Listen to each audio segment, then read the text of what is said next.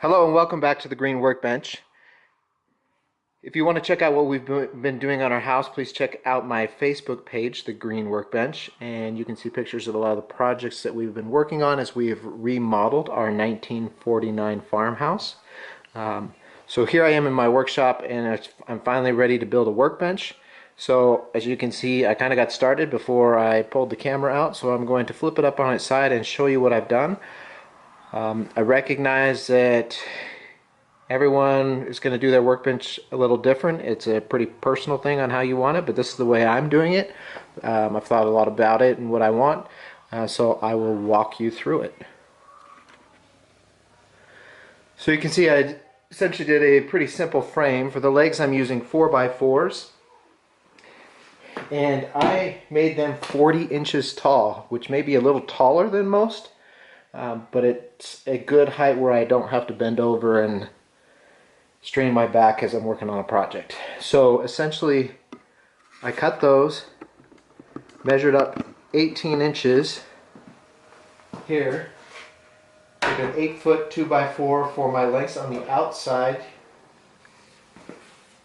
and then on the inside for these rails it's 45 inches. So the full 96-inch 2x4s here, 18 inches to the top of the 2x4, and then 45 inches here, and then I have 2 additional rails for extra support. So pretty simple, just drove those in with 2.5-inch screws, and that is the bottom shelf of the workbench.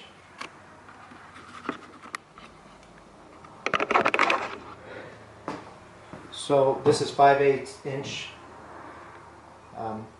subfloor plywood. I like this because it's nice and smooth. It will soak up water if you spill water on it, which is bad, but the great thing is I'm not gluing it down. So if I ever have to replace it, I'll just buy another sheet and drop it on there really easy. But it's flat and smooth and really easy to work on. So I cut out the corners on those, set it down on my 2x4s, marked my lines and screwed it in. And that is that bottom shelf really easy. Now for my top shelf, that's going to be more difficult because I'm actually going to inset my table saw. So I did my back rail, which is the same as the bottom, 96-inch on the outside of the 4x4s, and now I'm going to do the 45-inch rails on the inside. Alright, so it's clamped in place, and this is like all the other holes. Drill a pilot hole.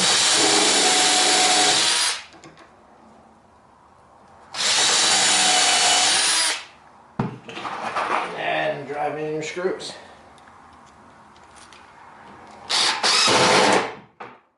Not like that.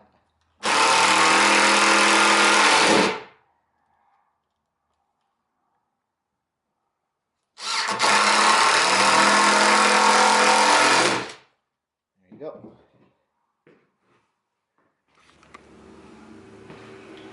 I'm going to do another parallel support on this one because of the fact I'm going to put the table saw in there. So cut these pieces just to brace it up, and you can use hangers as well or screw into it. I'm just screwing into it right now. I might add hangers later. So I'll just drill in from the outside pilot holes and drill on both ends. I've got that piece on, so now I'm going to put on the top and start making some measurements for the cutout for the table saw, and then we'll finish the supports at the front of the bench.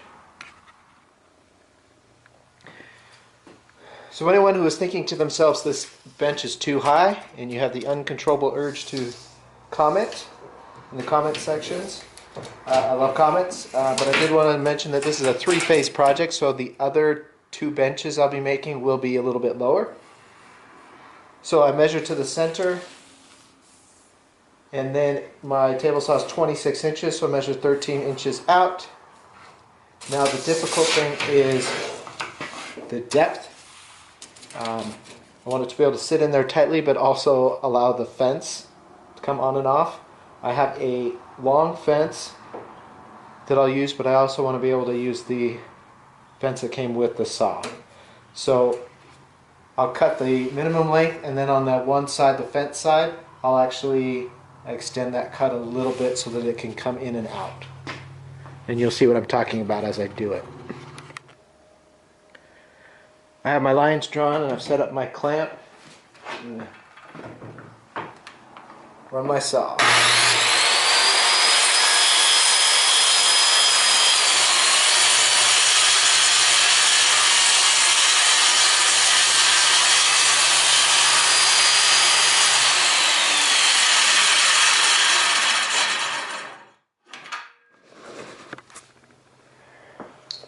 Alright, we've got our hole cut out for the table saw. So now we need to measure how high it is and create a little shelf for it so that it sits flush with our table.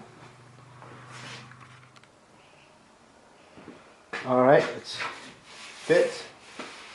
It's nice and flush. So I brace it across here and down, and then I'll brace it back too on both sides. And basically the platform is just 2x4, 4x4s. And I'll screw this top down and secure it to the table as well.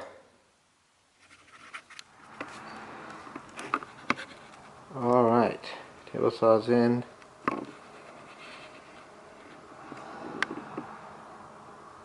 Front supports are in. So I'm going to take the top off and do some perpendicular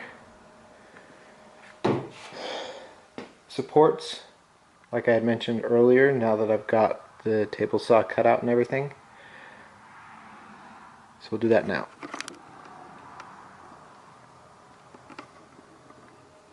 We've got it all framed up. Now we're going to put the top back on and tack it down. I cut out a little extra space there so I can drop in my fence.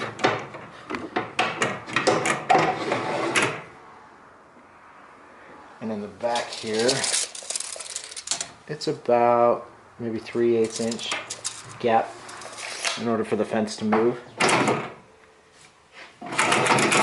So the next thing that I'll need to do is cut Dedos in my bench and build a miter slide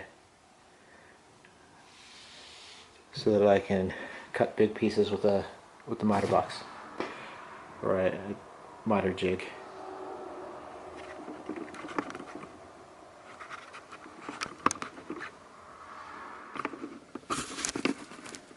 Alright, phase 1 is done, meaning this workbench is done. I'm going to do an L offshoot with 4 other tools that's down lower, like I talked about earlier. But I cut the Dedos for the miter, so I'll be able to build a miter jig, and we've got ourselves a workbench. So please subscribe, like, let me know what you think. I understand that everyone does it a little bit differently, and your needs may be a little bit different from my needs, but I wanted a big work table where I had a lot of surface area. So let me know what you think, and I hope you enjoyed this. Please check out my other videos and also my Facebook page, The Green Workbench. Thanks for watching. Bye.